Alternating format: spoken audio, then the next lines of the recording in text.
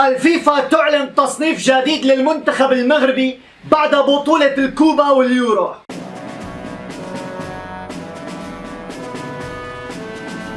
مرحبا بقناة الخبر. بلغ عاجل أتى من الفيفا الآن حول ترتيب المنتخب المغربي، فما هي آخر التطورات؟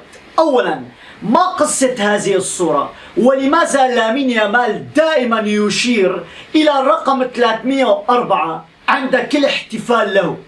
هذا الأمر شكل جدل على مواقع التواصل الاجتماعي، وبدأت الأسئلة تدار حول لماذا وما قصة هذا الرقم. لامين يامال عندما يحتفل بطريقته المعتادة والشهيرة يشير بيديه إلى الرقم 304، وهو الرمز البريدي لروكافوندا، المنطقة الكتالونية المتواضعة التي ولد ونشأ فيها، والتي يختلجها الفخر بتألق ونجاح ابنها.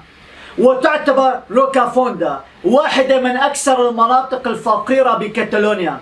ووصل الأمر إلى أن حزب فوكس المنتمي لأقصى اليمين بإسبانيا وصفها بالسابق بأنها تلة روس متعددة الثقافات. وعلى الرغم من ذلك يظل لامين يامال المولود لأب مغربي وأم من غينيا الاستوائية فخورا بمسقط رأسه ويتمسك بجذوره، وعند كل احتفالية له وفوز يشير إلى هذا الرقم 304. ومن هذه الإشارة التي أثارت الجدل ننتقل إلى صديقة لامين يامال التي أيضا أثارت الجدل. ما هي قصتها ومن أين هويتها؟ انتشرت على مدار الساعات الأخيرة مجموعة من الصور للامين يامال نجم منتخب إسبانيا مع صديقته يحتفلان بلقب كأس أوروبا اليورو.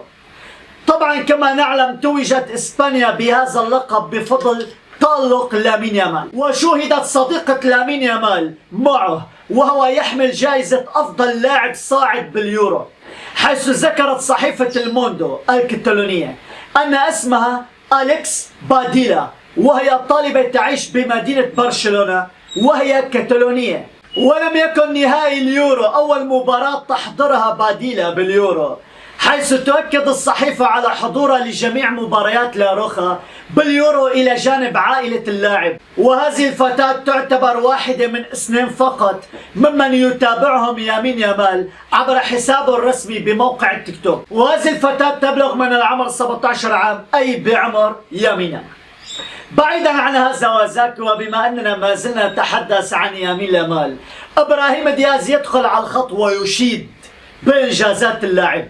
زاد على ذلك إبراهيم دياز يوجه رسالة لمحبيه الجماهير المغربية ويقول إن هدفي هو إحراز لقب مع المنتخب المغربي. تصريح جديد لإبراهيم دياز يثبت فيه بالدليل القاطع أنه يتشوق لحمل لقب ضمن صفوف المنتخب المغربي. قال دياز: أعلم أن الطريق لن يكون سهل، ولكنني مستعد لبذل كل ما بوسعي من أجل تحقيق لقب برفقة الأسود. قائلا اخترت تمثيل الأسود وكان اختياري صحيح، والجميع أشاد لي بهذه الخطوة. ومن إبراهيم دياز ولامين يامال إلى آدم أزنو، إسبانيا تسابق الزمن من أجل إغراء آدم أزنو. محاولة لجس نبض موهبة نادي بايرن ميونخ الألماني آدم أزنو. وجه الاتحاد الإسباني لكرة القدم دعوة له لحضور مباراة نهائية لبطولة اليورو، المباراة التي تمت بين إنجلترا وإسبانيا. وتعد هذه الدعوة هي الثانية التي يتلقاها آدم أزنو رفقة عائلته كاملة، أي أن إسبانيا تحرص على تواجد هذا اللاعب بكل المباريات النهائية التي تخوضها.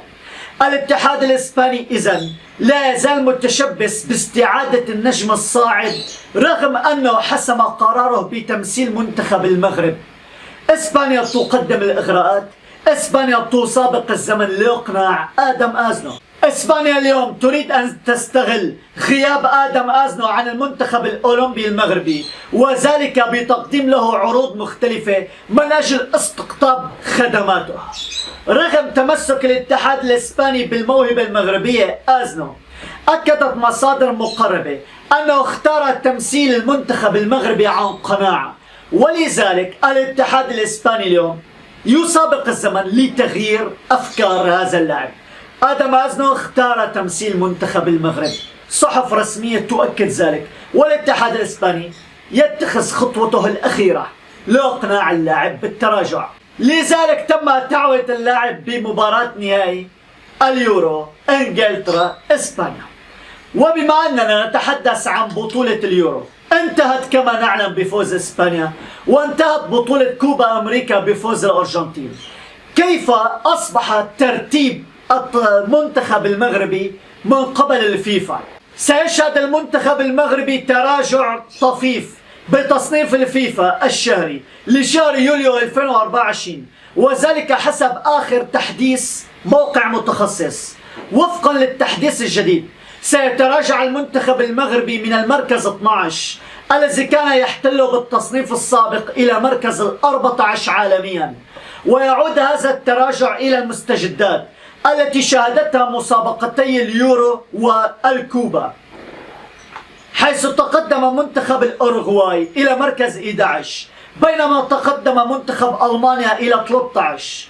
رغم هذا التراجع الطفيف سيحافظ أسود الأطلس على صدارتهم على مستوى أفريقيا، على مستوى العالم العربي، وذلك بعد تراجع منتخب السنغال المحتل المركز الثاني قاريا إلى المركز 19 عالميا. إذن المغرب ما زال يحتل الصدارة أفريقيا عربيا رغم ما حدث ببطولة اليورو والكوبا، وكيف أن التصنيف تراجع درجتان. وعلى ذلك اليوم المهمة أمام وليد الركراكي سوف تكون صعبة للغاية، سوف يحقق ما ذهب منه وسوف يحقق خطوات متتالية وانتصارات متعددة، بداية ببطولة الكان المغرب كأس أفريقيا 25 مرورا بكأس العالم 2030. إذن هناك سلة من الانتصارات والإنجازات المتتالية تنتظر المنتخب المغربي، ولذلك قائمة الركراكي اليوم يضرب لها ألف حساب، وجميع مدربين حول العالم يحسدون الركراكي على هذه القائمة الذي أصبح يمتلكها ضمن فريقه، فريق أسود الأطلس. اليوم قائمة الركراكي يتمناها كبار المدربين حول العالم. نقول للمنتخب المغربي سير سير سير، 40 مليون مغربي وراءكم، كل الحب. نشيدنا على الدوام ما قاله المولى الإمام، أبناءنا إلى الأمام فكلنا فدى الوطن. يحيى الملك يحيى الوطن، يحيى الملك يحيى الوطن.